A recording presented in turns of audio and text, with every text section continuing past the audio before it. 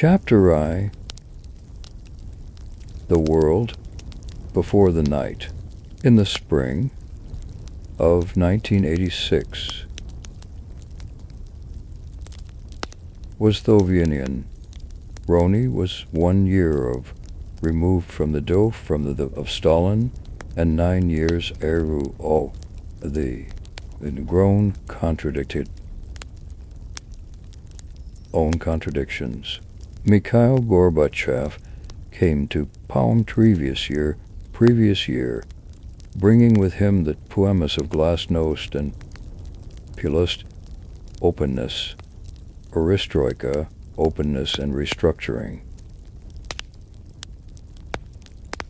Though neither here had yet penetrated the vast bureaucratic apparatus of a Soviet industrial management in any meaningful way, in the Ukrainian Soviet Socialist Republic,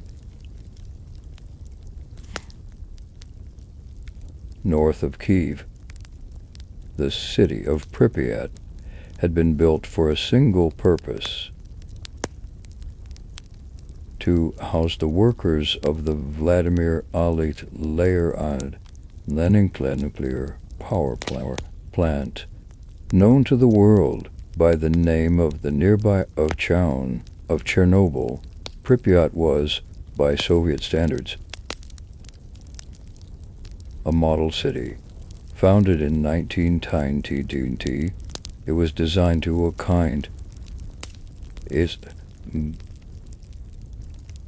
in a layout of modernist apartment blocks, Briand avenues, a fairground, an amusement park, a river beach, and all the amenities that Soviet urban planners proclassiated questlist living. Its population was young. The average age was 26, and predominantly edged, drawn across the Soviet Union by the promise of steady work, good wages by Soviet standards, and the prestige that came with working in the nuclear industry. The Lenin power plant was not merely an employer. It was a symbol of Soviet technological achievement, of the mastery vein, of the masterlich that socialist science promised to deliver. The plant itself consisted of 4 operating reactors of the type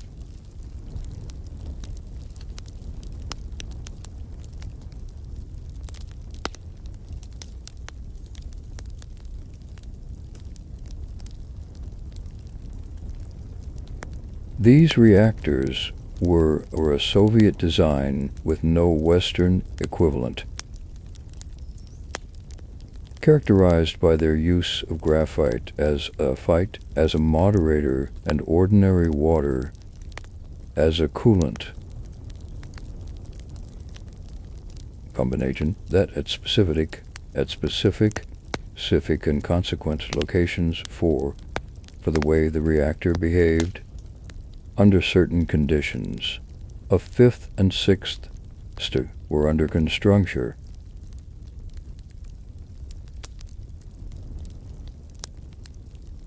The plant had been producing electricity since Montaigne 77, Simming tempting 7977. Considered one of most reliable and the press installations in the Soviet nuclear program. Its operators were trained professionals who took genuine pride in their work and pluck and confidence. On the night, April 25 of early hours of April 26th, 96 and 18/8. The night shift at reactor Nova 4 was scheduled. The test had been planned for months and hadn't been postponed once already. Its purpose was determine whether, in the event of a power failure, the turbines of the reactor, as they spun down, could generate enough electricity to power the cooling pumps during the gap between the loss of external power and absolutely a gap of approximately 75 seconds. It was, in the language of nuclear engineering, a routine, the experiment. It would become the worst nuclear accident in human history.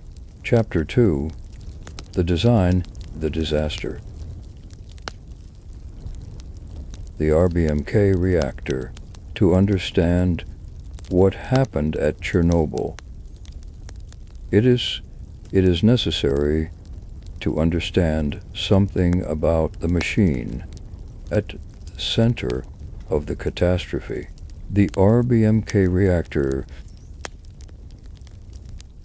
was a device of genuine engineering complexity, a product of Soviet nuclear science that incorporated both significant strengths and, as the world would learn, a fatal flaw that its designers understood, but whose implications they had chosen to manage through operational procedures, rather than the reactor's core consisted of more than 1,100 interfutter fuel channels arranged in a cylinder approximately 7 meters in diameter and 7 meters tall. Each channel contained uranium-furium rods, Azov Slubder served as the moderator. The material that slows the new speed to the tail of the steam at the sustaining the chain reaction. Water flowing through the channels served as the coolant, removing heat and converting cooling that drove the turbines. This arrangement of graphite moderator and water was water coolant, was Fodman moderate, and water reactor that were standard in Western nuclear programs, and that the difference merely technical. The critical characteristic that distinguished the RBMK from what Sturla Desodimiasviva was what engineers called the positive void coefficient. In most Western reactors, if the coolant water began to boil and form steam bubbles within core, the reduced water density would decrease the rate of the chain reaction, providing a natural self-regulating mechanism. In the RBMK, the opposite was true, as steam formed and reduced the amount of water in the core. The graphite moderator's influence became dominant. The reaction accelerated and more heat was produced, which created more steam, which accelerated the reaction further. This positive feedback loop producing more heat, was a known characteristic of the RBMK design. Soviet nuclear engineers had been aware of this property since the reactor's design phase. Their response was to establish operational rules that kept the reactor kept loop concursions where positive void enfangement would be dangerous. And the design control rods could be inserted into the core to absorb neutrons in an emergency.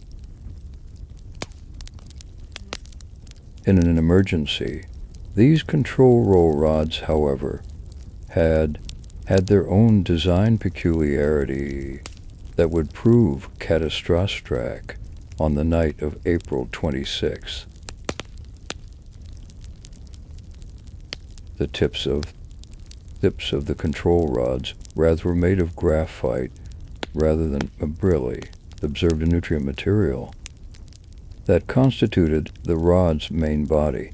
When a control rod's inserted into the core from the fully withdrawn position, the graphite tip in lower core before the absorbing section momentarily increasing the reaction rate in that region.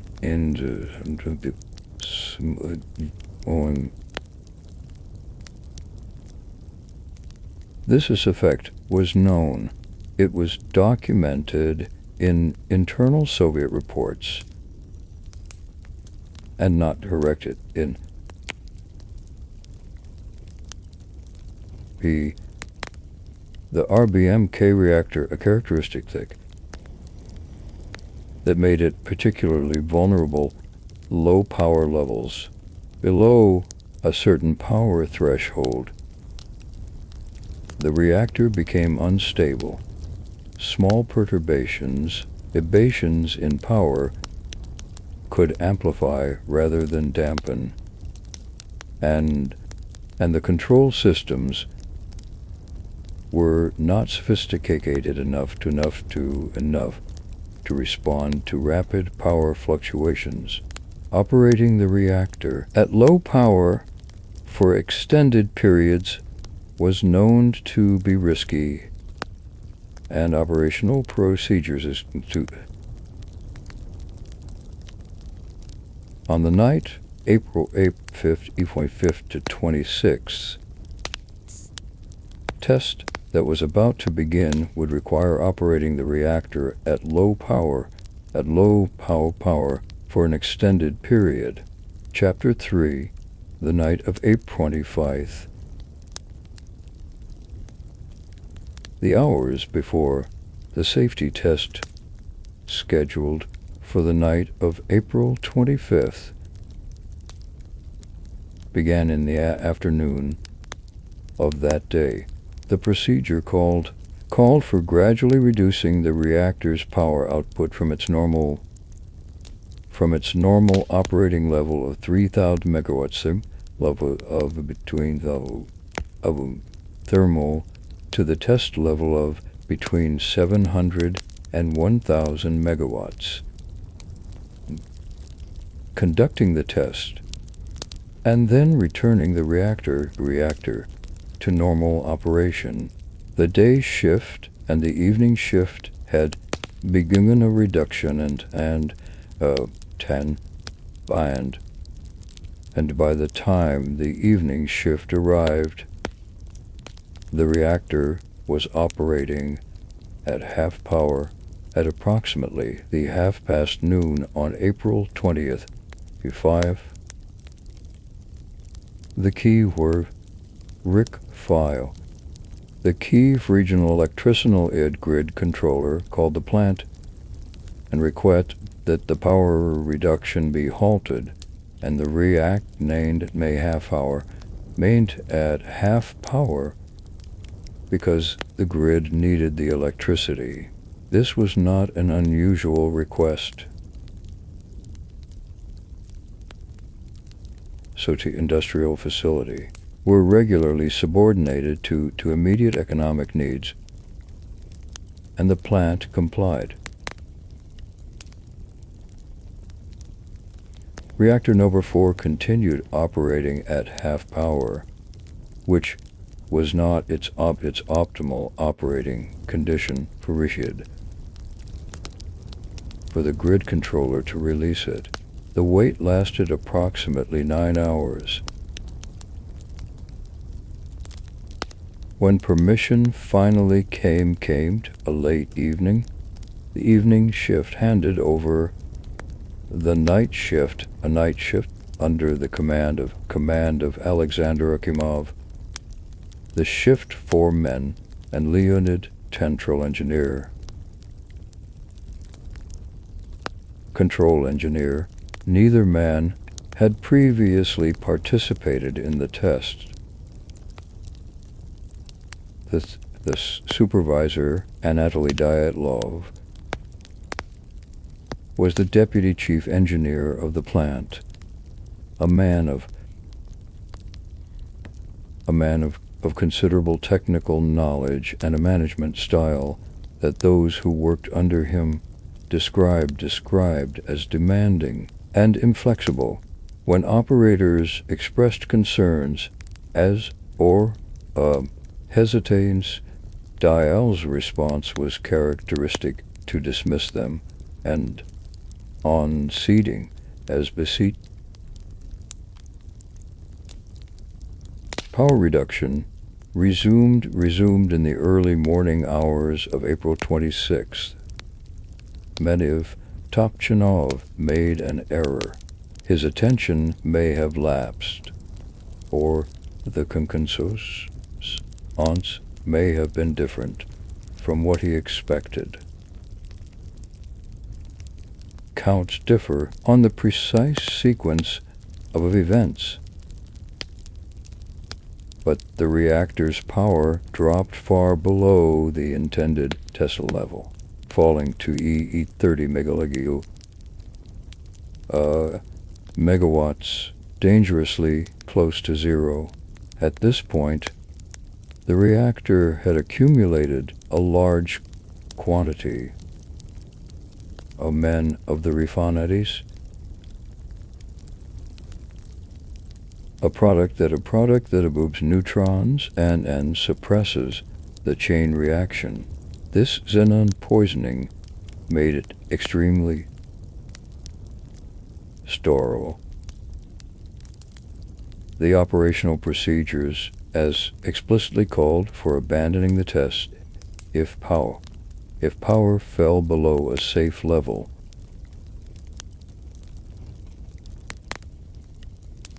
Ordered the operators to continue over the next several hours, with Topchinov manually withdrawing control rods to overcome the xenon poisoning.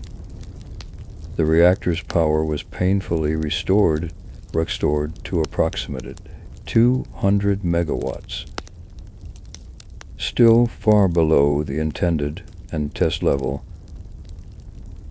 but Dyalov decided it was sufficient to maintain even this power level. Nearly all of the reactor's control rods had been withdrawn from the core, leaving the operators with almost no ability to stop the reaction. The reactor was in a configuration that fulfilled safety rules. The test began at 1:23 in the morning of April 26th. 6. Chapter 8. 3. The explosion at 1:23:40 in the morning. In Alexander morning, Ozer Akimov ordered the emergency shutdown of the reactor by pressing the button that would fully insert all control. known by the designation AZD5 as A5. What followed in the next few seconds would be debated by nuclear engineers and physicists for decades. The precise sequence of physical events that turned a reactor shutdown command, and a slogan and hits never visibly understood. Love discutas. Investigators have emphasized different aspects of the causal chain. What is clear is what happened, even if the precise mechanism has been subject to revision. When the ACE-5 buttons was, all control rods began to descend into the core simultaneously, painlessly. The graphite tips preceded seedings of sections entered the lower portions of the core, and did the core spike in reactivity in a reactor already operating in an unstable, unstable condition at low power, most of its control rods withdrawn. This was catastrophic.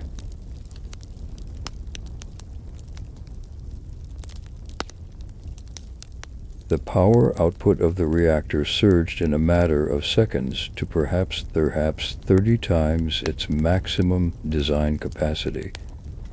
Estimates vary, all are enormous. The water in the cooling channels flashed instantly,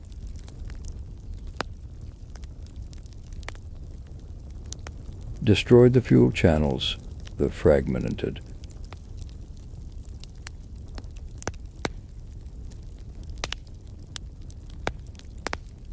Two followed alloys in succession to 3 seconds. The nature of these explosions has been a matter of significant scientific discussion. The first,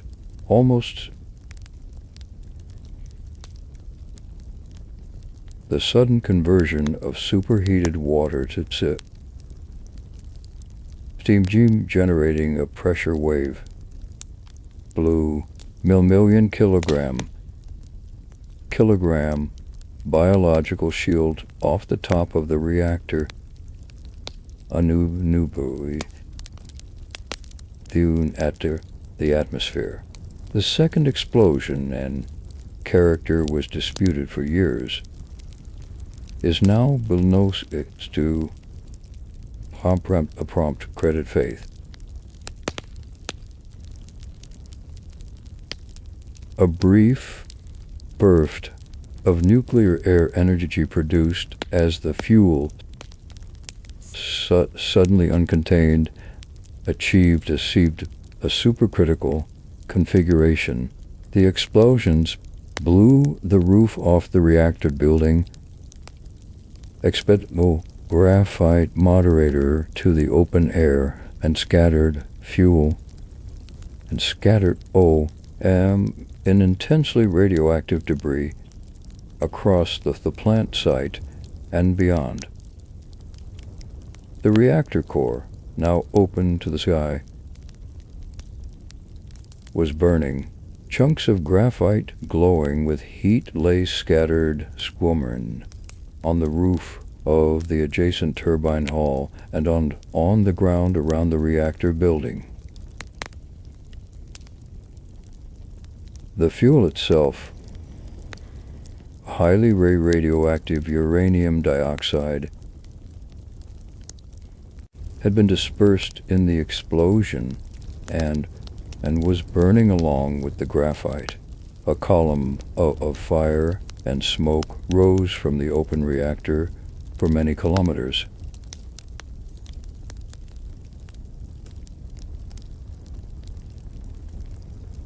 Inside the control room, which had survived the explosion, its blast flows, had fallen, and its walls had cracked. The operators struggled to understand what had happened. Several of them, including Diet, refused for hours to accept what the evidence clearly indicated. The instruments showed radiation levels that exceeded their gauge to measure. The gauges simply read off scale, which some operators interpreted as instrument failure rather than evidence of Ktarvidefig radiation. Dyatlov insisted the reactor was intact, that the explosion had been in the feed water tanks, that cooling water will still reach the core.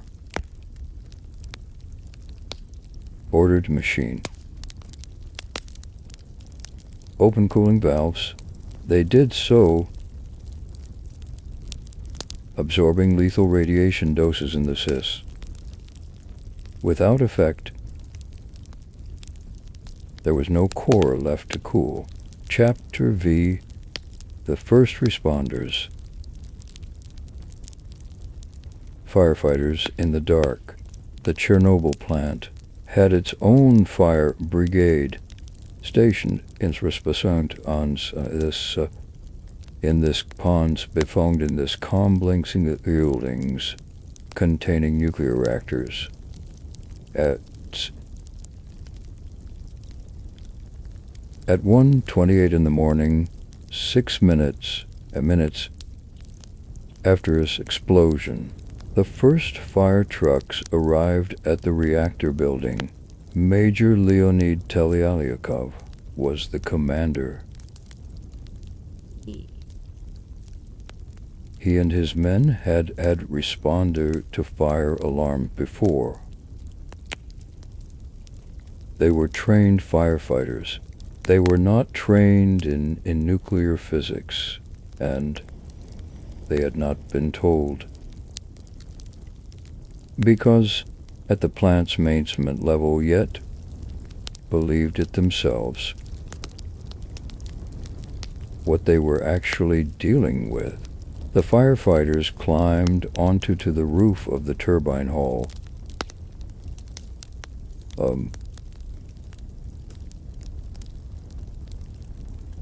To fight the fires that had started in falling burning debris. Picked up pieces of graphite with their bare hands, knowing what they were touching. Some reported that the graphite felt warm, almost pleasant. The radiation doses as they were accumulating were lethal. Some of the men on the roof received doses that would kill them within weeks. And the radiation was so intense in certain locations, the dastrins, the phosphates, the invited hat for immediate incapacitation, but they felt nothing unusual at first. Radiation sickness does not announce itself with pain at the moment of exposure. Within hours, some of the first responders began to experience the initial symptoms of acute radiation syndrome: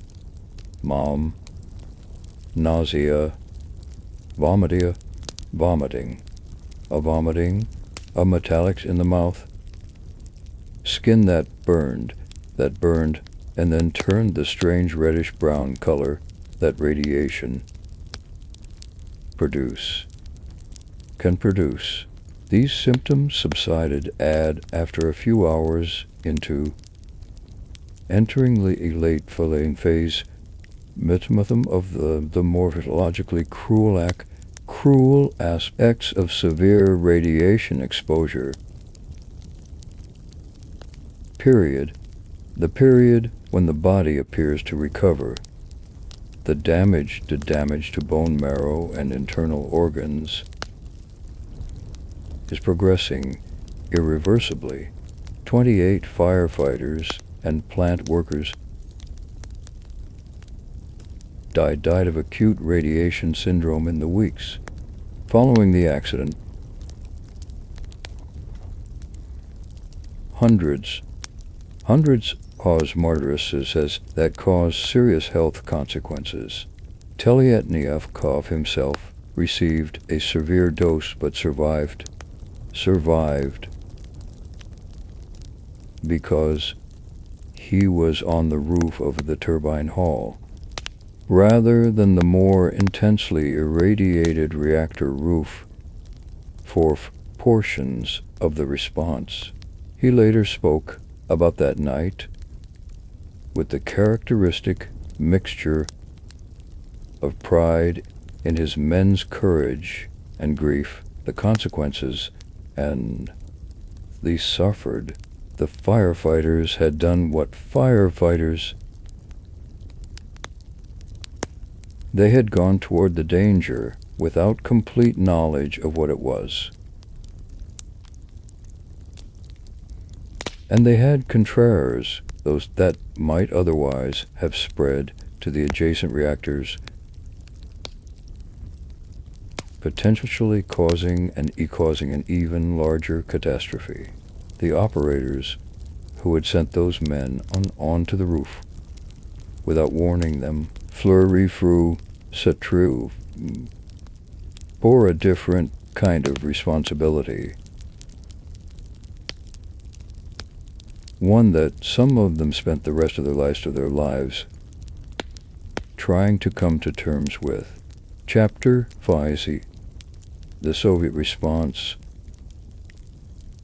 Secrecy, and Panic. The Soviet state's initial response to the Chernobyl disaster was shaped by the same institutional that buckage, but soon and after views a thread news throughout Soviet history. Minimize, contain, and above all, do not let the information reach those who might act on it. The public, international community, or the political leadership, before it had been processed through the apparatus of self-protection. These reflexes, which had served the state's interests in other contexts, proof castoth, inappropriate place, or for managing a nuclear disaster. The plant's director, Viktor Brukhanov, called party briefing, party allies, various hours of reported 6, and reported that there had been a fire and an accident at the plant. His reported radiation levels were dramatically lower than the actual readings, because he was using the readings from dosimeters that had not gone off scale, treating the others as malfunctioning. By the time his report reached Kiev, and then Moscow, it had been shaped by the need to minimize its apparent severity. Moscow was told that the situation was under control, that radiation levels were elevated, and that there was no need for evacuation. The surrounding population. The decision of whether to evacuate Pripyat was delayed for more than 30 hours after explosion. During this time, residents of the city went about their Saturday morning.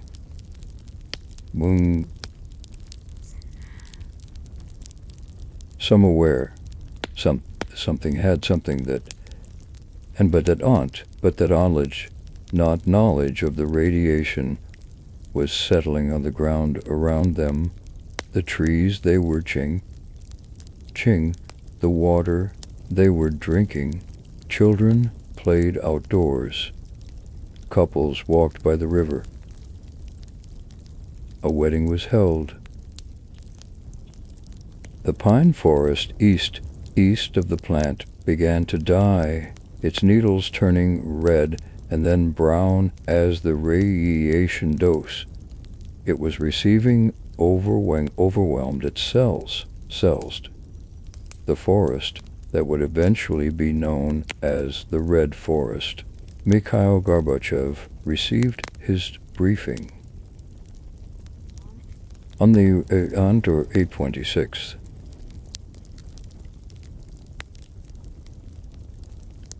He later wrote that the information he received significantly understated the severity of what had happened. His initial response reflected his confidence in those reports. The political leadership of Soviet Union did not fully grasp the scale of the catastrophe for several days, by which time the consequences of delayed action had already been imposed on the Pobly and the Serbian and the surrounding region. The evacuation of Pripyat finally began 2 in the afternoon on April 20th, approximately 36 hours and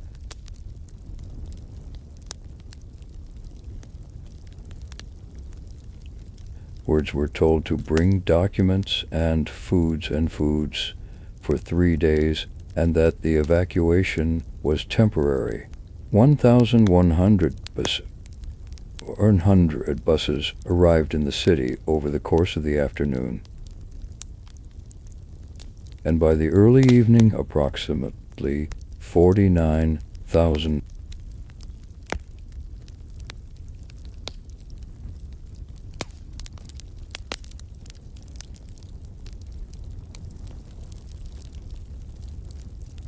Most of the pets were not aboard the buses.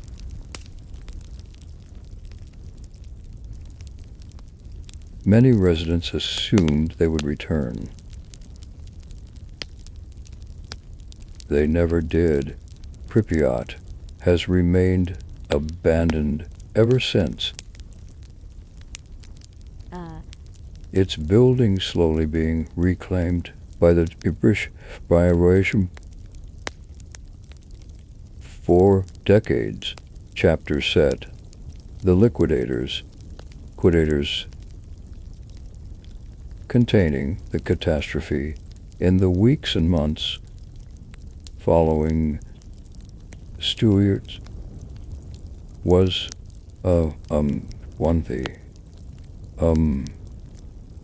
responsive response, events and 100,000 people. They were called liquidators, a terms Soviet bureaucratic or bureaucratic ability, those whom or liquidating or eliminating the consequences of the accident. They came from every corner of the Soviet Union. Soldiers, miners, firefighters, pilots, engineers, construction workers, scientists, and an enormous variety of other specialists. Many of them knew relatively little about what they were being sent to do, or the risks they were accepting. The most urgent task in the middays meeting the explosion and was to stop me through from reactor in the to the water bakement, and to prevent the molten core from melting through the reactor to floor into the water-filled basement, which some scientists feared could cause a secondary steam explosion of catastrophic proportions. Helicopters flew missions over the open reactor core, dropping and boron, dolomite, clay, and lead to smother the fire and absorb nutrients. The helicopter pilots hundreds of missions or source centuriation guide dosimetered dare to medrier operational dues door 50 nord under pressure of the emergency. The miners who worked beneath the reactor excavated space heated exchanger that would prevent that the molten core from melting through in intrusible heat, and when intrusion and conditions that defied description. They dug by hand and with simple tools and in shifts of 6 hours. They were replaced by the next team. The heat exchanger they were building proved unnecessary. Subsequently subsequently showed that the molten core had not reached the not-reachers initially feared, but the miners did not know this at the time completed their work as ordered. Many reported health consequences in subsequent years, though establishing causation individual cases as prudently and legally and scientifically able. The cleanup of the area immediately around the reactor was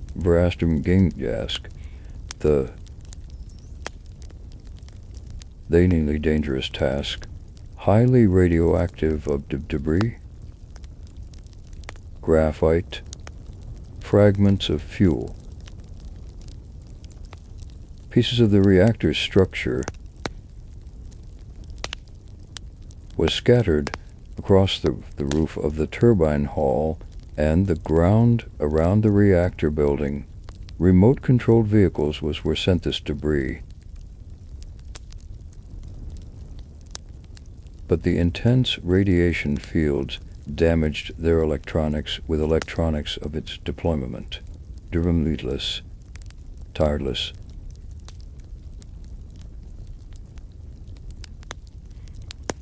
The solution was to use human beings.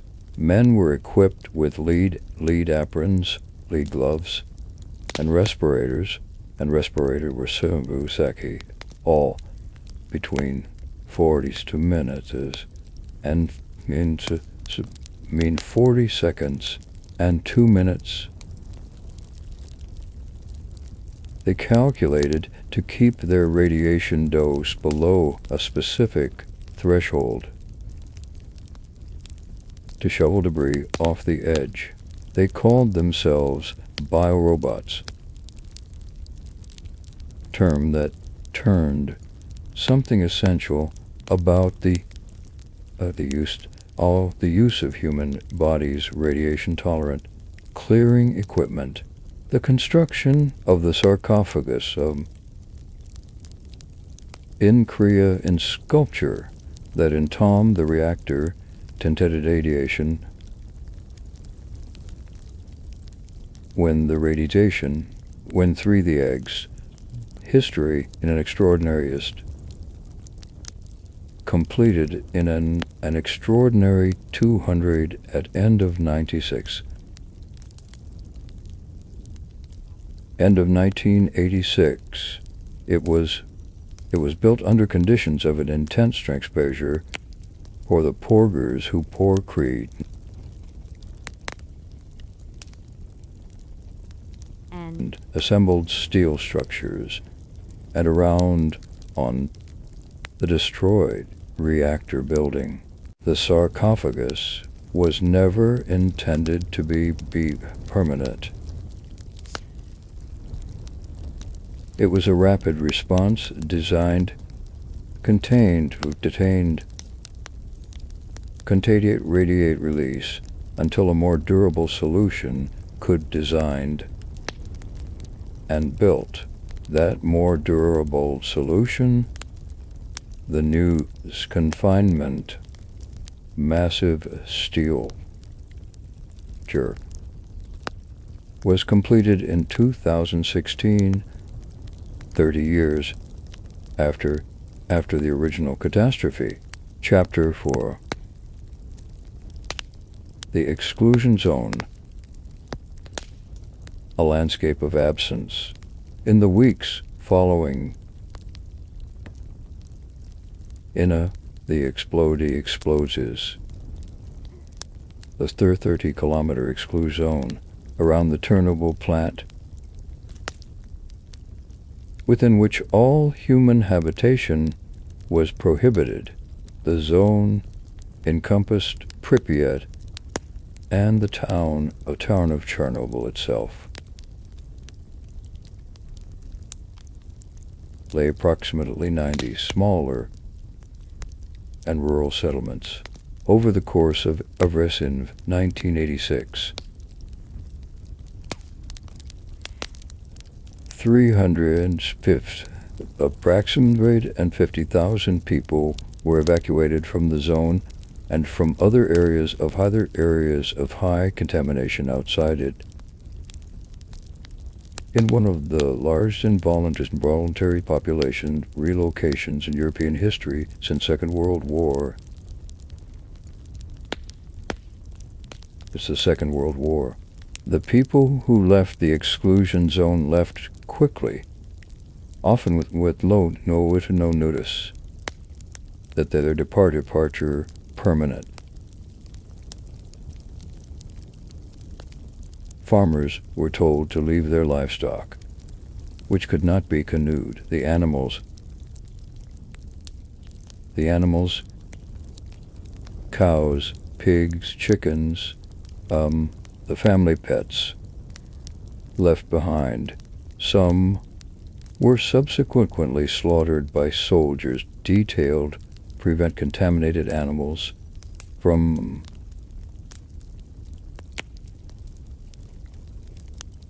others simply wandered, reverting gradually, or died a behavior of neglect. The first of exclusion zone contained animals, and alongside the silence of absent human life. The 30-kilometer zone, today one of the most studied ecosystems in the world, has pressure-free direct human activity. For nearly 4 decades, the results of this inadvertent experiment in the ecology of radiation and human absence have been complex and in some respects counterintuitive. Wildlife has returned to the exclusion zone in large numbers. Wolves, boars, elk, lynx, brown bears, and Przewalski's horses introduced in 9 areas known as a farmland, and in 1986,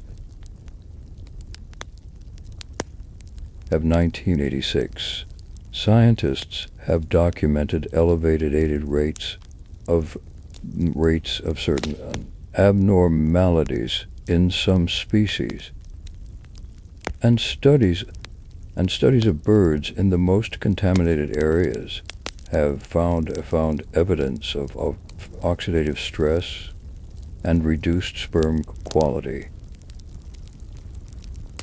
But the populations of most species are substantially higher than in comparable areas outside the zone where hunting, agriculture, and human disturbance continue.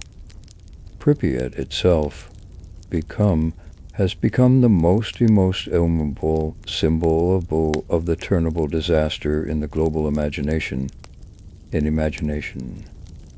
the process by which Penn transformed from a modern Soviet city into an emblem of industrial apocalypse is remarkable to trace. In the years immediately following the evacuation, the city was maintained undergone periodic contamination efforts. Gradually, as it became clear that the evacuation and the balance permanent and that decontamination efforts were achieving little, the city was allowed to deteriorate.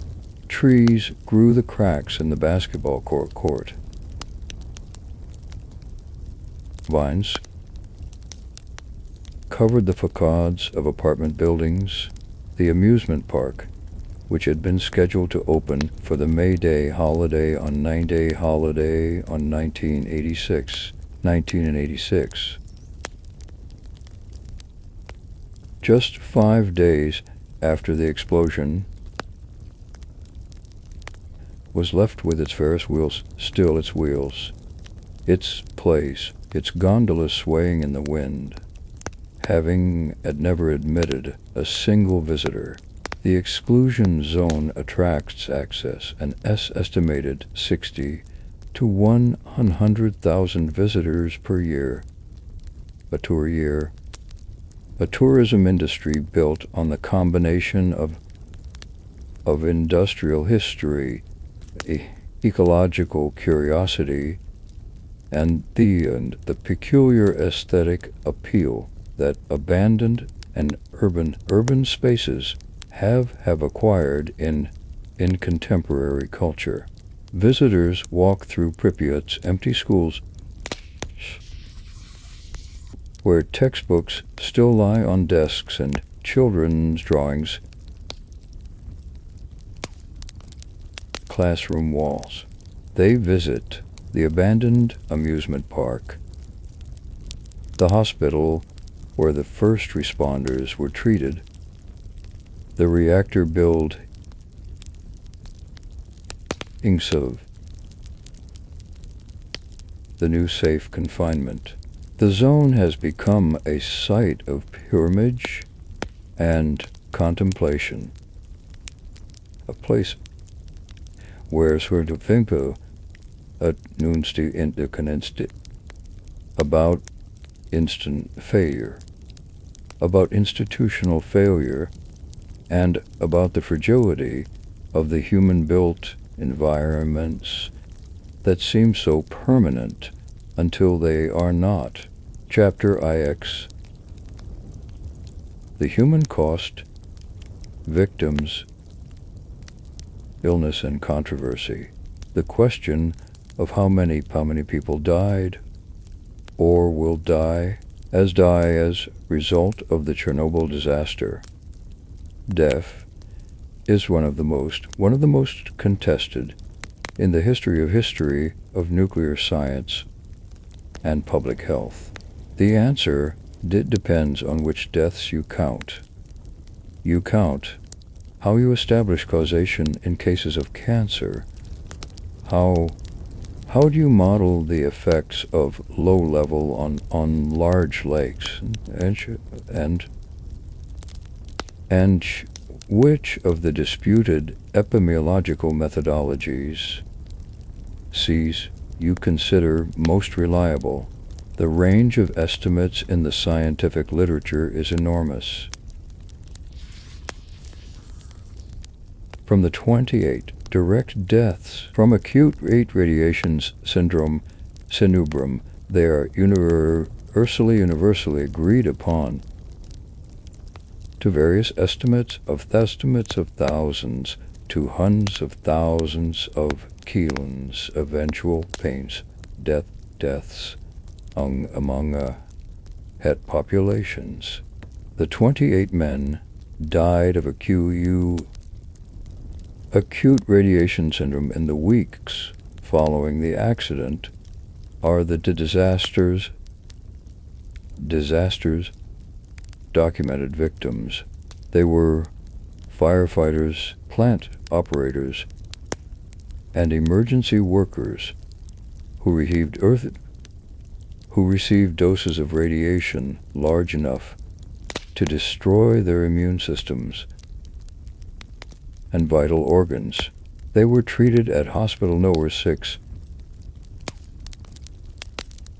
the Soviet Union's specialized facility for radiation injuries, where Team Shimvenges, as physician, applied every treatment available: bone marrow transplants, blood transfusions, grafts, with skin grafts, with the awareness that for many patients these interventions were buying day rather than survival.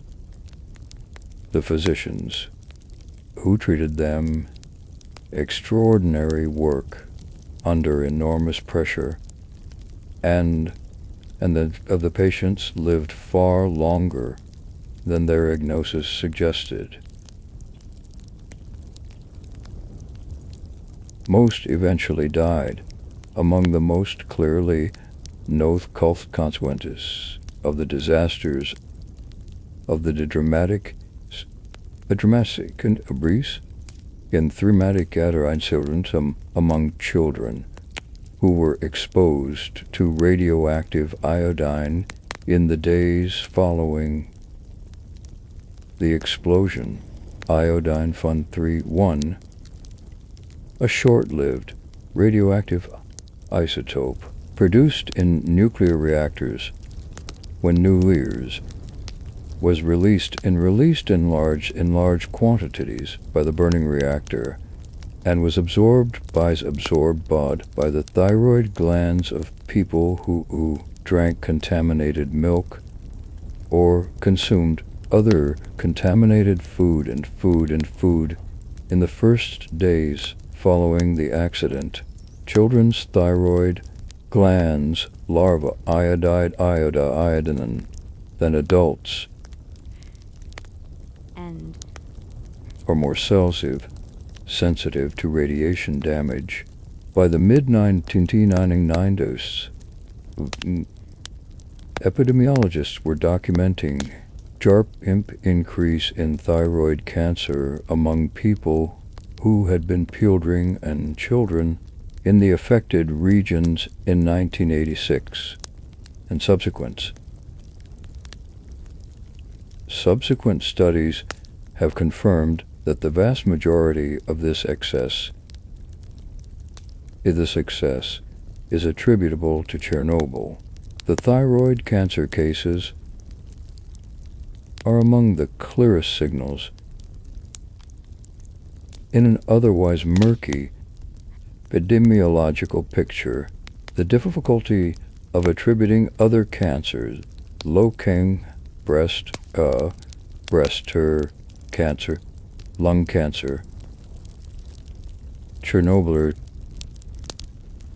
Chernobyl, is that these cancers occur throughout the population at background rates, and the additional risk from radiation exposure at the doses most of the affected population received is small relative to this background noise. establishing whether a specific person's cancer was caused by Chernobyl radiation is scientifically impossible. Estimating the total number of excess cancers across a large population is possible using mathematical models. But the models involve assumptions that different scientists contest, producing the wide range of estimates that has characterized public discussion of Chernobyl's consequences beyond the physical health consequence. The disaster caused psychological and soul harm, whose degree is, but whose reality is not in doubt. The stigmatization of Chernobyl survivors, yours in Soviet and post-Soviet society, the anxiety disorders and depression documented among the evacuated population, the destruction of communities and the severing of the social bonds that give human life its texture. These consequences affected hundreds of thousands of people, and to affect the Chernobyl. Today, the World Health Organization's 2000 assessment concluded health acts were among the most significant public health consequences of the disaster, and the desert search has forced this conclusion. Chapter X: The Trial and Its Limits. In July 1987, Athens, the 6 months before a Soviet court in the city of Chernobyl itself, a deliberate symbolic choice, convening the trial in the shadow of the disaster's consequences.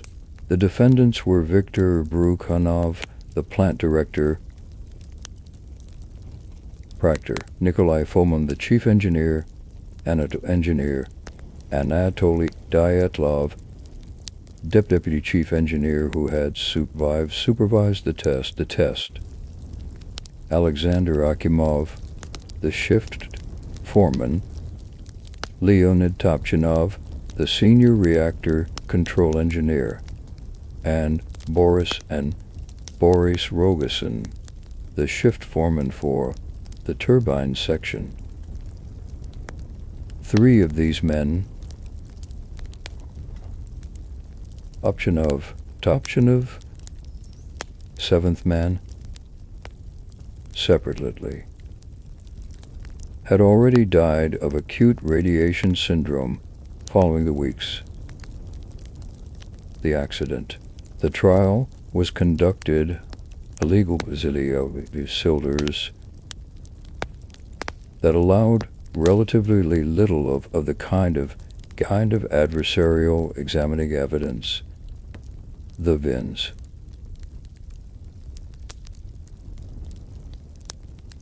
The prosecution's case centered on the operator's violations of safety rules,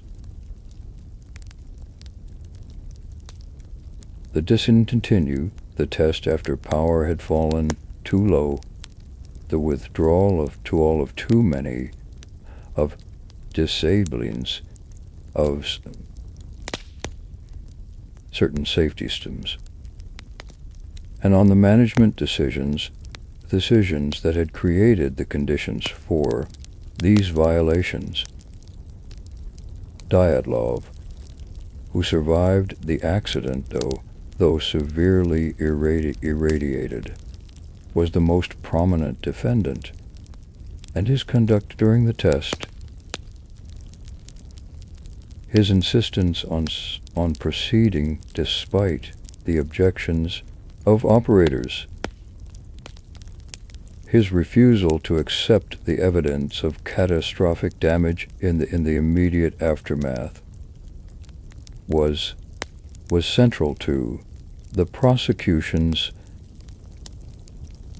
The sentences handed down were 3 to 10 years in labor camps. Bryukhanov and Love receiving a gift, Sonanef Mumsnefham Tompkins,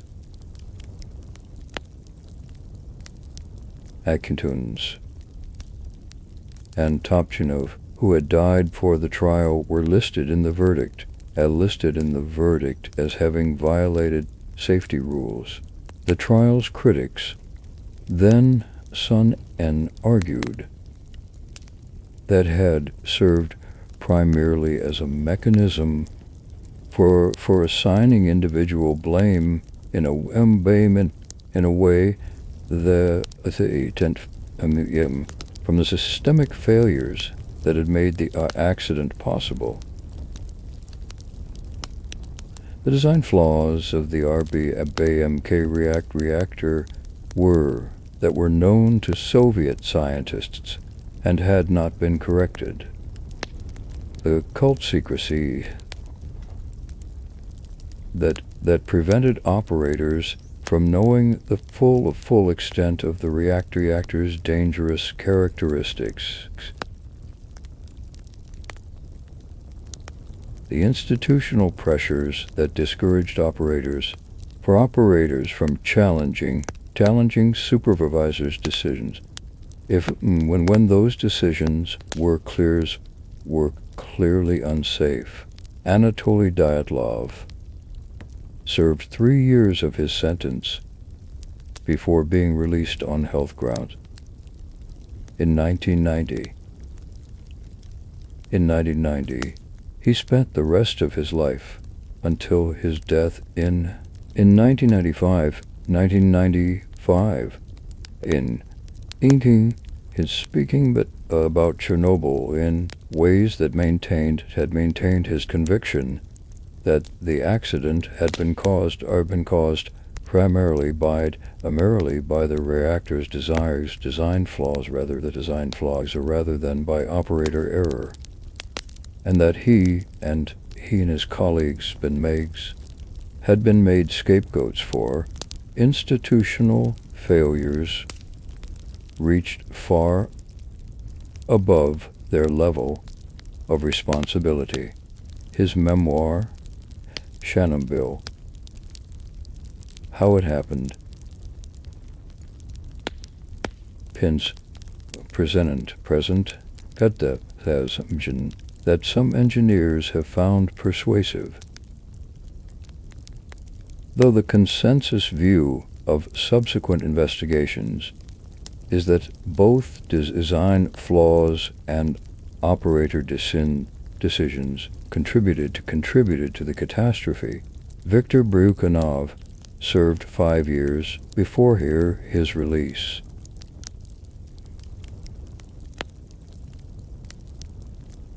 In UVs of events of Ivan Plux of the Plux physics with the haunted specificity of a man who has replayed the moments that defined him under his life thousands of times. Nikolai Fomin suffered a mental breakdown during Hibsisman and owns psychiatric grounds. The men who were convicted served partial sentences in the Bora to liberal labor camps or Lieberson cells, originally as the Soviet Union itself was dissolving around them. The political system that tried them the ideology in whose name the plant had been built, and the state whose territory surrounded Chernobyl all ceased to exist within 5 years of the trial's conclusion. Chapter Tiksu, the political earthquake, Chernobyl and the Soviet system. The relationship between the Chernobyl disaster and the collapse of the Soviet Union has been the still hysterical discussion, and the degree to which the accident directly contributed to the Soviet system's dissolution is built remains a matter of debate. What is beyond dispute is that Chernobyl transformed the political context within which Gorbachev's reform program formed and accelerated processes that might otherwise have taken much longer. Their conclusions. Gorbachev himself later said Chernobyl was perhaps the real cause of the collapse of the Soviet Union. He was speaking specifically about the way the accident had demonstrated the incompatibility of the Soviet system with the demands of the modern world, the impossibility of managing a society built on nuclear technology, on chemical industry, on sophisticated military systems, with the information, controls, and institutional dishonesty. The Soviet system affected a system that could not honestly report what had happened at one of its nuclear plants, could not meet up. Tuchmanitsu could manage the much larger challenge of competing than Lundstedt 20 or 20 later.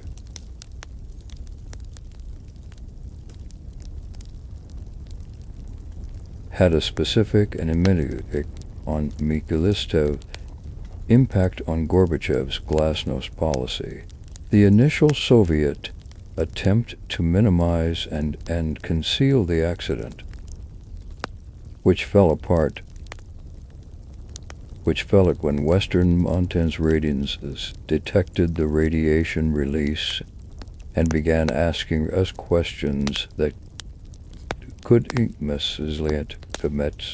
not honestly answered, made continued intermittent information control impossible. The Soviet government was forced to acknowledge the scale of the accident publicly in ways it had never acknowledged industrial disasters before, and the experience of being forced to honesty by external pressure tributed Gorbachev's subsequent infamous restrictions more broadly. The Soviet press began, cautiously at first, and then with increasing confidence, to report on subjects that had previously been taboo. Among the populations most affected by the disaster, the Ukrainians and Belarusians, who lived in the contaminated regions. Chernobyl became a focus for national grievances against Moscow-centered Soviets that had built the reactor in their territory, managed the disaster with primary regard for its own institutional interests, and attempted to minimize the health consequences in ways non-threatening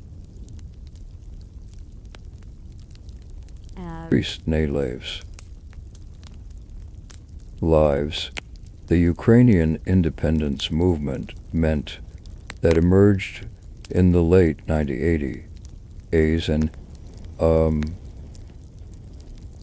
in independence maintained 1991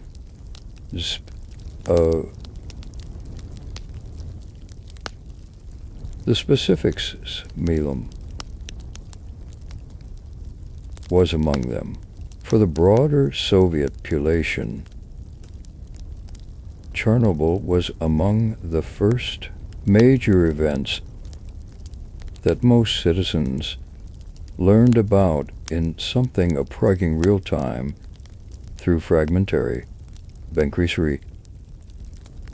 increasingly honest reporting.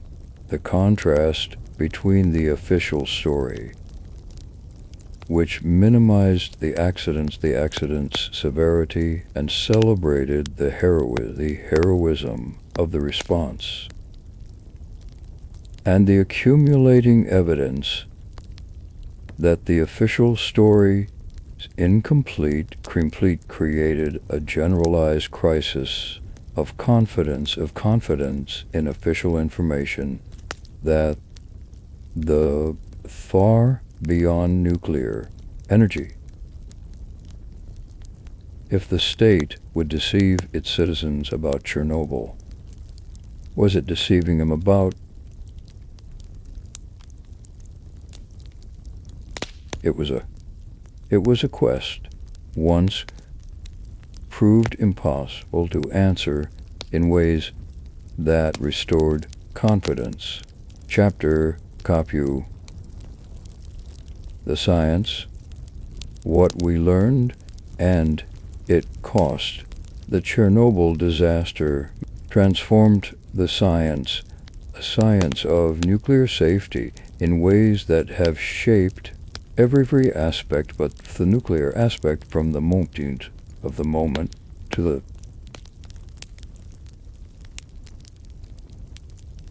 the lessons it imposed were bought at an extraordinary price. But they were lessons that the global nuclear industry needed to learn, and learning them through accident rather than through design was the worst possible method for obtaining knowledge whose cost was measured in human lives and contempt land. The most immediate technical consequence of the accident was the revelation of the full extent of the RBMK reactor's design flaws. Soviet nuclear scientists about the positive coefficient and the graph problem. But the information and classified and had not been shared with observers in a form that communicated the full danger. After the accident, the Soviet Union implemented a series of modifications to the remaining RBMK reactors. Additional rods were added to reduce the time required for an emergency shutdown. The graphite tip dyne was modified to reduce the reactivity spike on rod insertion, and operational limits were revised to prevent operation in the low power conditions that had existed on the night of April 26th. The accident also a Songmen Eva, a Soviet Union is a culture of sovereignty with nuclear safety. within the Union and internationally. The International Atomic Energy previously operated in an atmosphere of national fear and fear began for a time them to develop genuine sharing, this information sharing, the concept of safety culture, the idea that the attitudes, values, and behaviors of people at every level of a nuclear organization were as important as these technical systems themselves.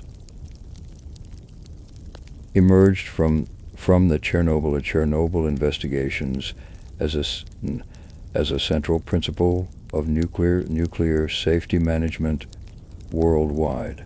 The health consequences of low-level radiation exposure.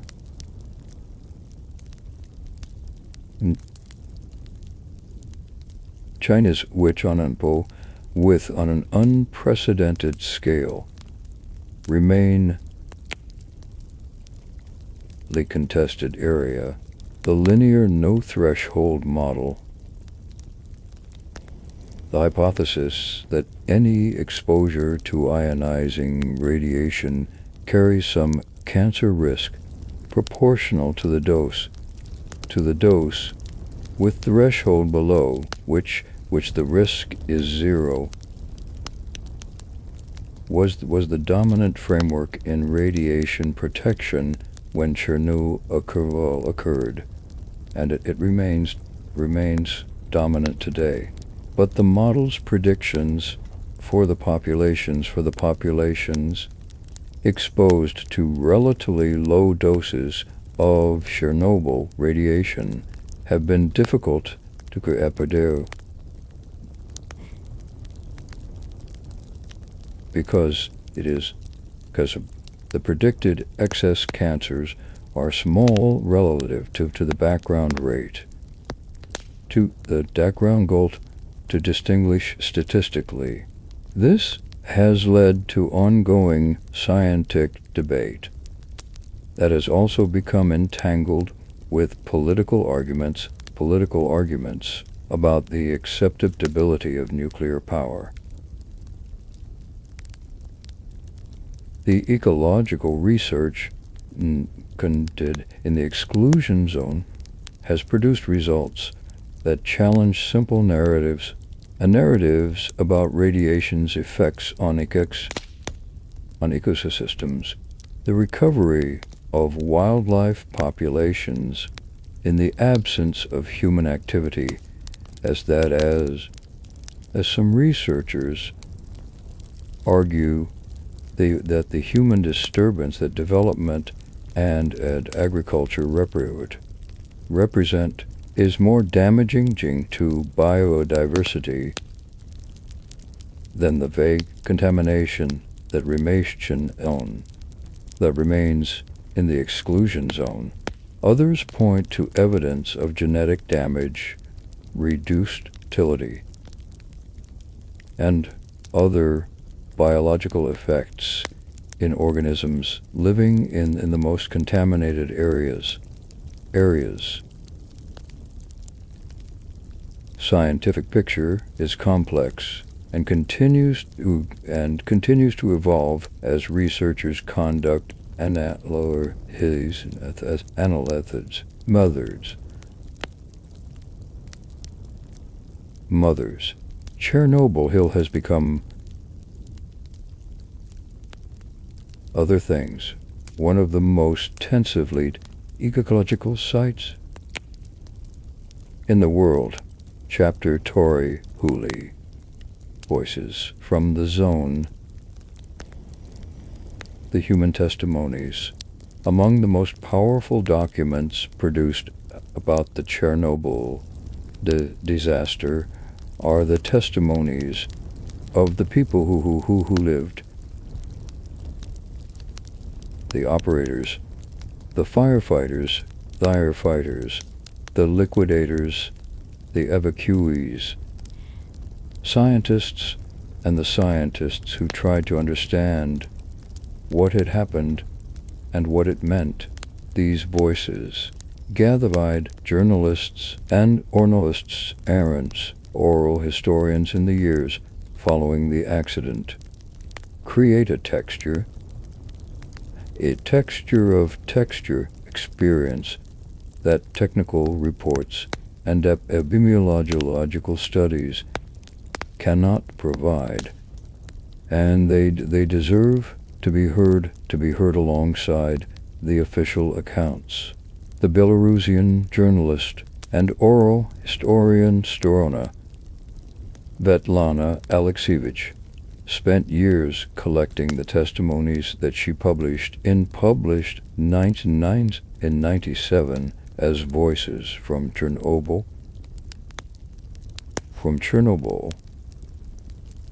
Work that eventually contributed to her Nobel Prize in Literature in The testimonies she gathered ranged the comical from mythological, from the specific detail.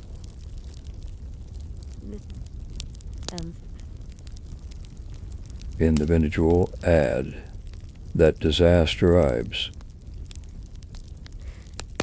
the societies it transformed.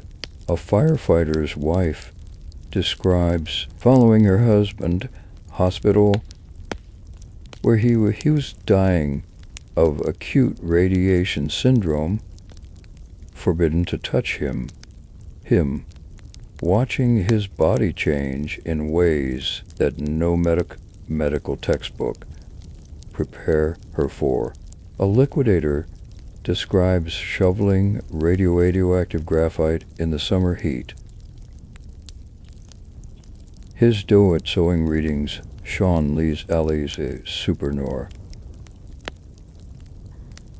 Ignore because they were too high to be recorded officially.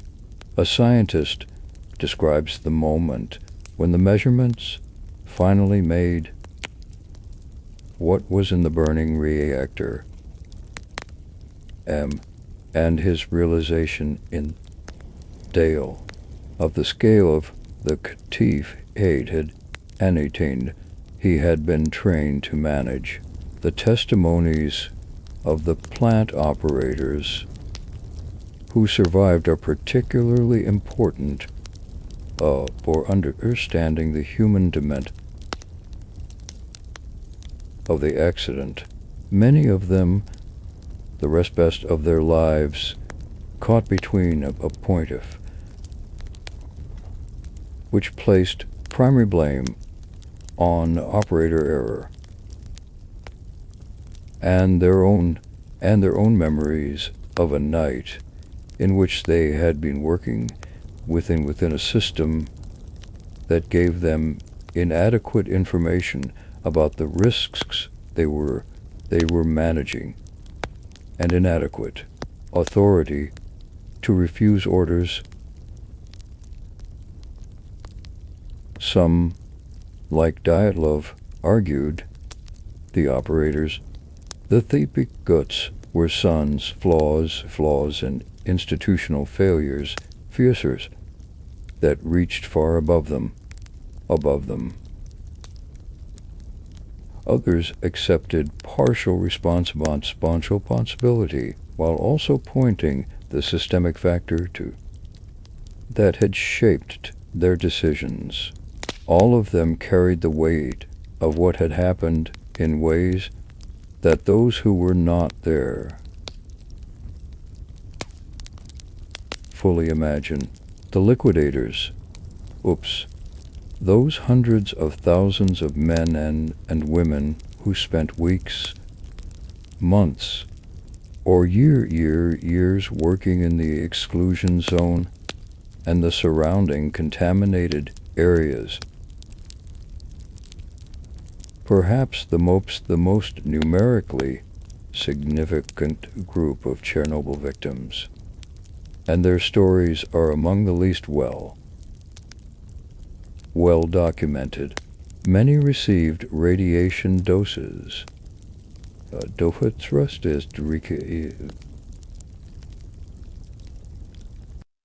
words were incomplete, destroyed, or falsified. Many developed health problems whose connection to Chernobyl exposure they believed but whose legal and medical documentation proved insufficient to qualify them for compensation under the systems that Soviet and then post-Soviet governments established.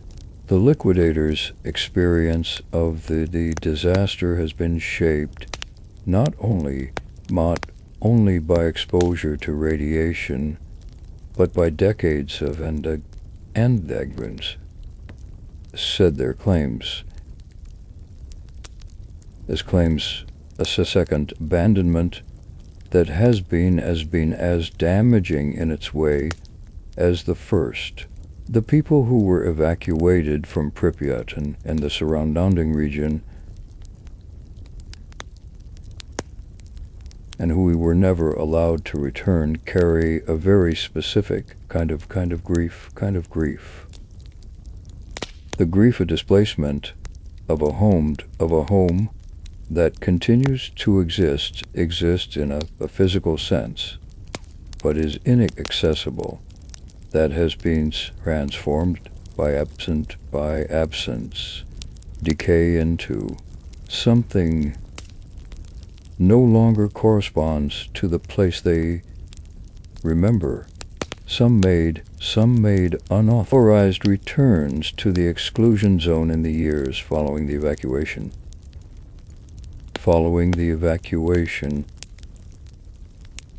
Moving through their former villages and their former dwellings, former apartments, that's objects touched they had left behind, to see what had become of the spaces that had organized their lives. Some of the elderly women who turned to their villages in the exclusion zone,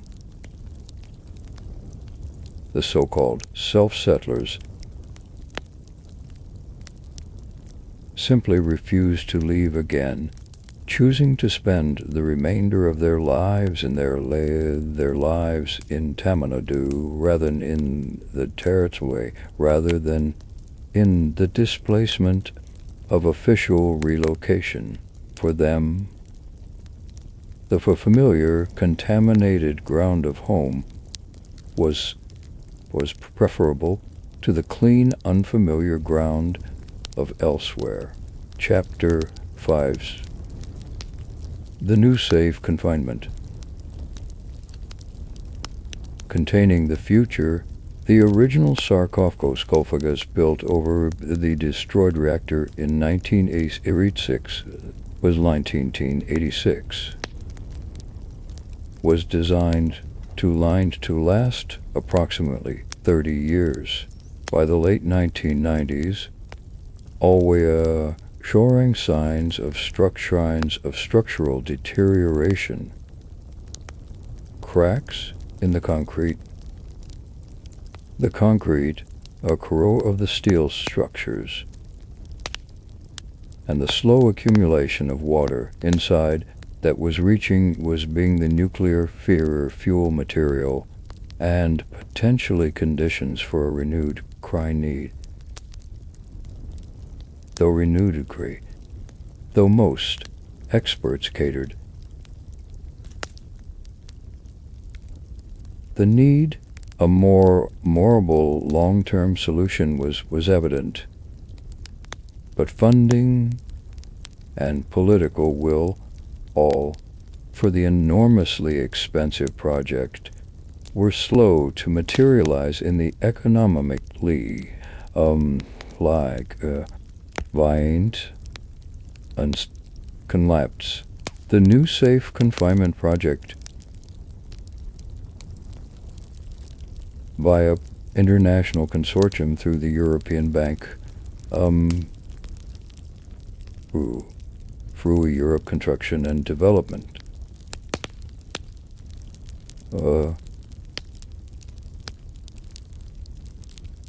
Century. The structure that was designed to replace the original sarcophagus was a massive arch steel frame, 262 meters, 108 tall, and 162 meters long. Large enough to enclose the Statue of Liberty or the Cathedral of Notre Dame. It was constructed in two halves beside the reactor building under the dilution and the rain of slugs because the aeration levels.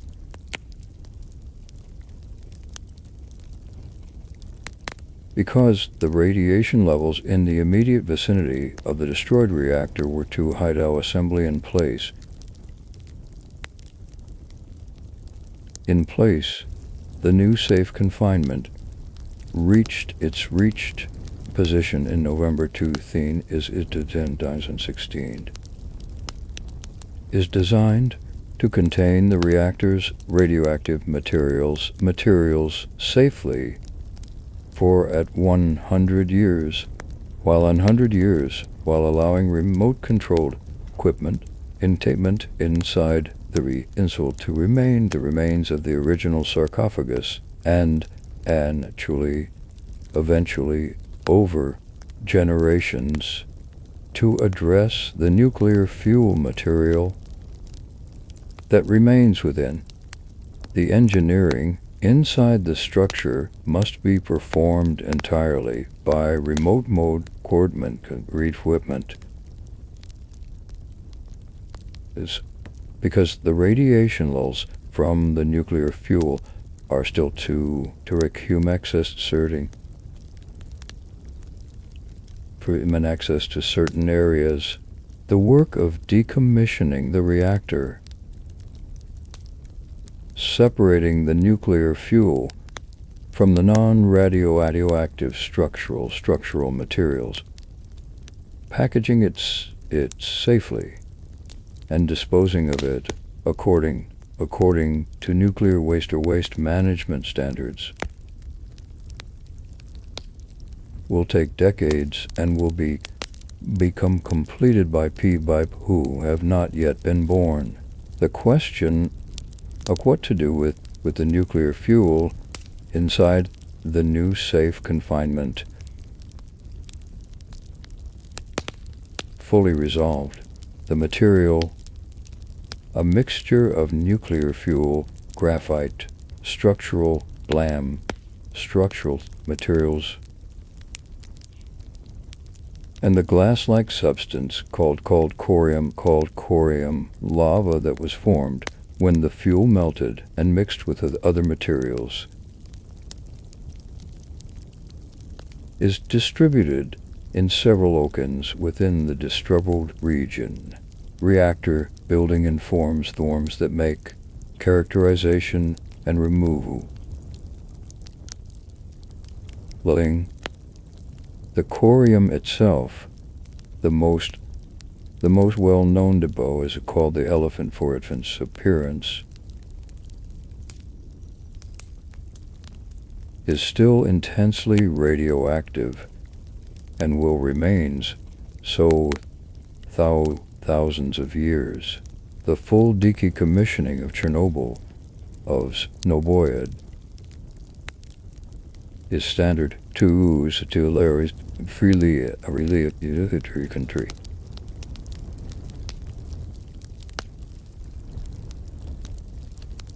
Is to be factored of the out of the 20th century.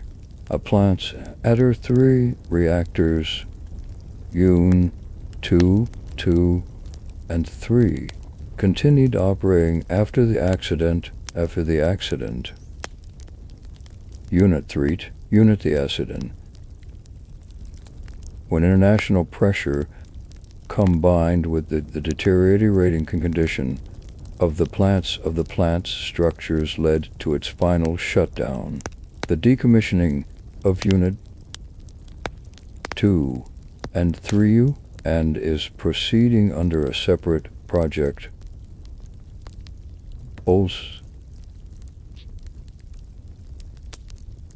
It has expended for several decades. The Chernobyl site as a whole be active nuclear decommissioning project for longer than a nuclear plant. The consequences of the disaster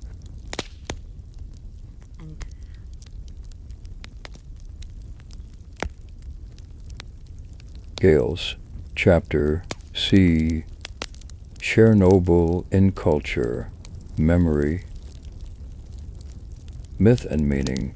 In the decades since the explosion, the Chernobyl disaster has a cultural presence that extends far beyond its status as an industrial accident and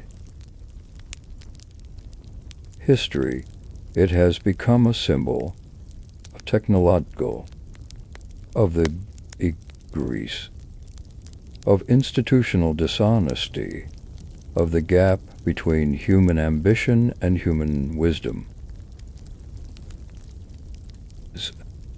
And the images associated with it have entered the global vocabulary with a power, and a persistence that reflects something deep in the contemporary imagination's relationship with nuclear technology. The cultural processing of Chernobyl began almost immediately after the disaster. Soviet cinema produced films about the accident in the late 1980s. That night navigated carefully between the demands of official narratives and the desire to acknowledge human tragedy. The first period of glasnost allowed a degree of honest reporting about Chernobyl that was unprecedented for a Soviet disaster. And the resulting journalism and documentary filmmaking established or subsequent cultural engagement with the disaster that emphasized human stories within a framework of systemic critique.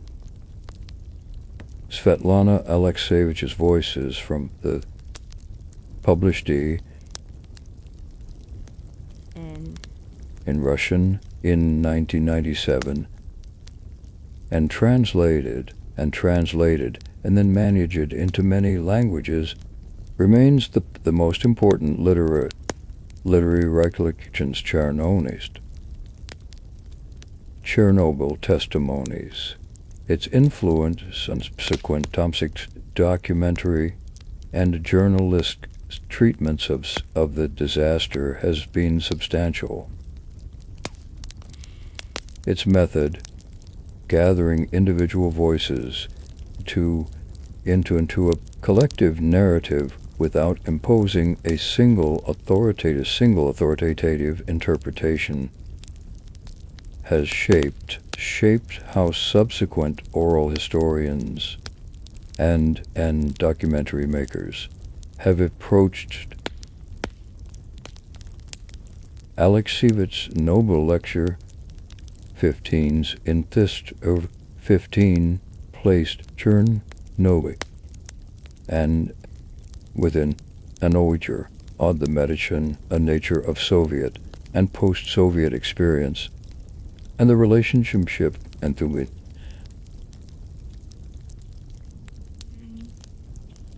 and human memory. The HBO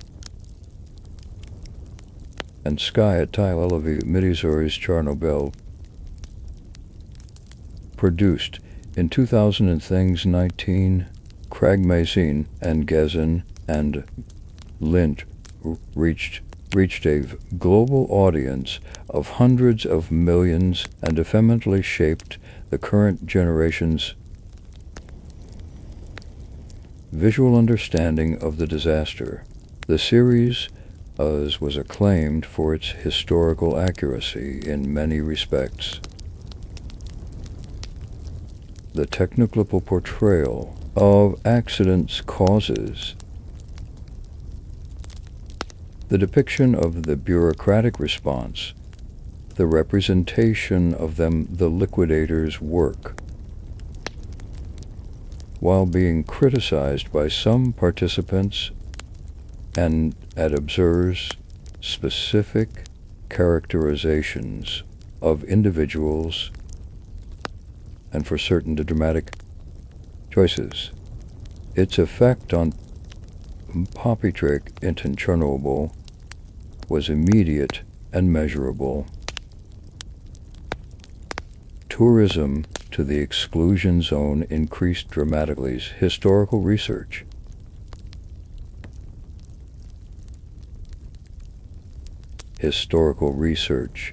into the documentary record. The exclusion zone itself has become a cultural space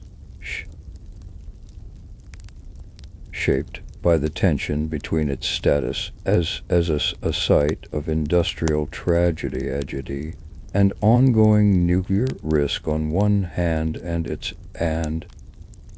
attraction as a destination for dark tourism, exploration, and the coal study on the other. Photographs of Pripyat's abandoned buildings, overgrown by vegetation and decorated with the peeling remnants of Soviet murals have circulated globally as images of a particular kind of beauty. The beauty of abandonment, of nature reclaiming, of time spaces, of time made visible through decay. This aesthetic has been criticized, glamorizing and treating as a tragedy and disrespecting the people who were forced to leave their homes. But Hat has also created a visual record of the disaster's lasting consequences that reaches audiences who might not engage with scientific or historians. Accounts for the people whose lives were most directly affected by the disaster. Wiggly evacuators, the liquidators, the inhabitants of the contaminated regions, the coals as mutations, Chernobyl, are often experienced as incomplete. The specificity of their experience in favor of larger symbolic meanings. The Chernobyl of global culture is sometimes recognizable to those who lived it. Too dramatic in some respects, too simple in others, too focused on the spectacular imagery of the destroyed reactor, and too inattentive to the long, unglamorous decades of health problems, displacement, and bureaucratic indifference followed. This gap between the Chernobyl of cultural memory and the Chernobyl of experience is itself part the disaster's legacy, a legacy A reminder that the meaning of catastrophic events is always contested, and that those who were closest to the catastrophe are not always the ones whose voices carry furthest in the world's memory. Chapter says, The Long Reckoning, Chernobyl's Lessons for the Nuclear Age.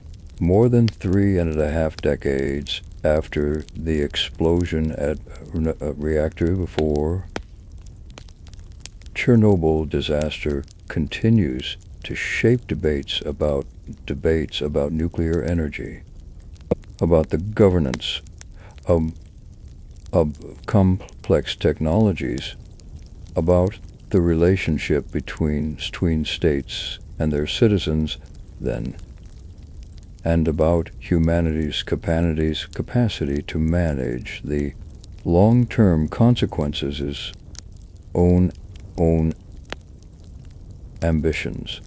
These debates have taken on new urgency in the context of climate change,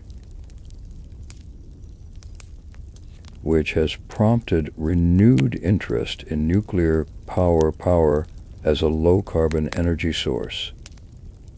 And in the context of the Fukushima Daiichi accident of March 2011, demonstrated that the lessons of Chernobyl had been learned. In the impact of Chernobyl on the global nuclear industry was immediate and lasting. In the years following the accident, nuclear parapet flux slowed dramatically in many Western countries, and the economic and political momentum that had been building for or expanded nuclear programs was interrupted in fades. For decades, countries that had been planning to build new reactors delayed or canceled those plans. Public opposition to nuclear energy, which had been growing before Chernobyl level crystallized around the accident as evidence that the risks nuclear proponents mimized real, the nuclear renaissance that industry advocate had hoped for in the early 2000s, interrupted was even by Fukushima before it had fully materialized. The Fukushima Daiichi accident, caused by the tsunami generated by the Tohoku earthquake of March 11th, 2011, resulted in 3 downs at the Japanese plant, and was rated at the same time highest level on the international nuclear event scale as Chernobyl. The comparison between the two accidents is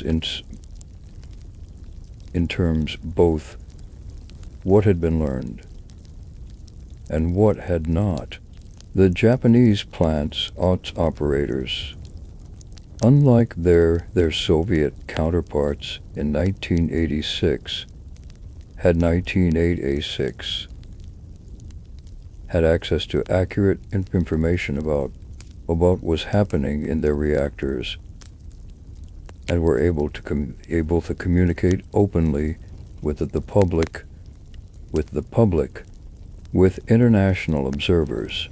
The regulatory framework of the plants is pompously more transparent. Anything that had existed in the Soviet Union, the health consequences while serious, on a far smaller scale than Chernobyl. At the same time, the assumption yield about the reliability of safety systems under extreme conditions had not been adequately stress tested, and that the regulatory relationship between government and in Japan had been characterized by a degree of a mutual accommodation that compromised incident saved it. The question, what Chernobyl means for the future nuclear admits no simple answer. Those who argue that nuclear power is an essential component of any realistic response to climate change point to the accidents, design flaws specific abuse that one reactor type operational decisions made in a specific institutional context as correctable rather than inherent features of nuclear. They point to the safety record of Western nuclear programs operated for decades, far fewer accidents than the early critics predicted. And at Lima, the carbon emissions of nuclear power fuels. Those who argue against nuclear expansion point to the scale of consequences when accidents do occur, to the unresolved problem of long-term nuclear waste storage, to the difficulty of maintaining adequate safety culture and regulatory oversight, long operational life of nuclear plants. What is not in dispute is that Chernobyl disaster revealed something important about the relationship between complex technology and the humans and the human institutions that manage it. Something that remains relevant regardless of a position on nuclear power's future. The accident was not caused solely by technical failure or solely by human error, but by a system in which technical design, institutional culture,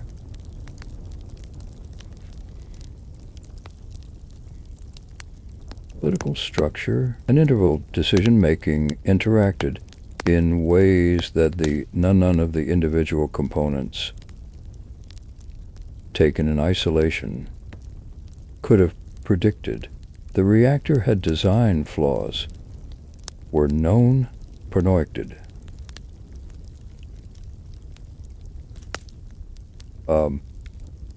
The operators, abraders at the made via radiation.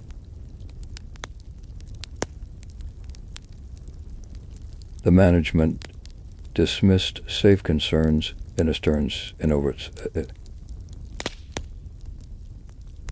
over safety. The political structure prevented honest communication of bad news in ways that turned a serious accident into a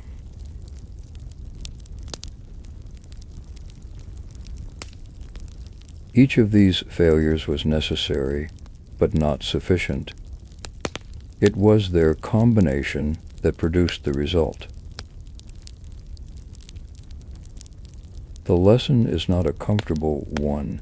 It is not that we should build better reactors, though we should.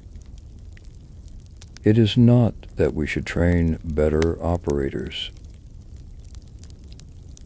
though we should. It is that complex technologies embedded in complex social systems fail in ways that exceed the predictions of their designers, and that the consequences of those failures can extend far beyond the immediate vicinity of the failure, far beyond the generation that made the decisions, that produced it, and far into a future fully see. The people of Pripyat went to bed on the evening of April 25th, 1986, in a city that the following no longer be a place where people could live.